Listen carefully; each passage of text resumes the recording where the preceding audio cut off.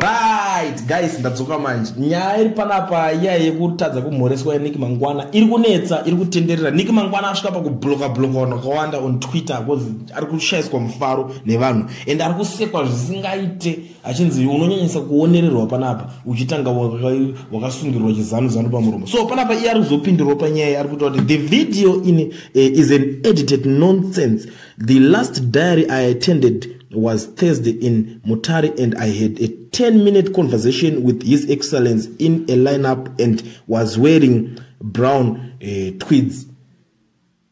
Nyaya tochinja kudhara akutoti aiwa hai inini ndakatozomhoresana namukuru tikazodidi kumhoreswa unomhoreswa zvekuzonzi wakazotora 10 minutes namukuru handiti apa ari kutendera kavidheo usiri kumhoreswa uchiignoiwa nevesa ri 2 kavidheo kacho takusvika kumbiro ke 10 minutes dzacho dzemakataura handiti makamera anga angangobaka uchiuploada kavanhu vaone zviripo kozi uri kutraya kuda kuvharidzira zvinhu zviripo. It's better kuti ufanira kutotsvaga basa zvechokwadi kana kudzokera kumusha kunorima pambera ndozvakuti ufanira nguva kutanga kutogadzirira kuita kozi kana usingachadiwe ikoko hauchadiwe ende vakomana vanhu ndomaitire avo manje. Mangwana unozongonzwa nzi apa ungochishandira ipapatoiswa mumwe zvotovharana amene kuti unenge wakuchiita sei manje unenge wakutombonotraya kuita maskits because munenge majaira kufambisa information kugadzira zvinyanya muri pasocial media ma-keyboard warrior unenge wakuita kana kugadzira zvimameme zvezve ndoko unenge wakutoenda ikoko because apa vanhu vatombotraya kuda kumira nekubatsira kana kuda kutraya kuvharavhara.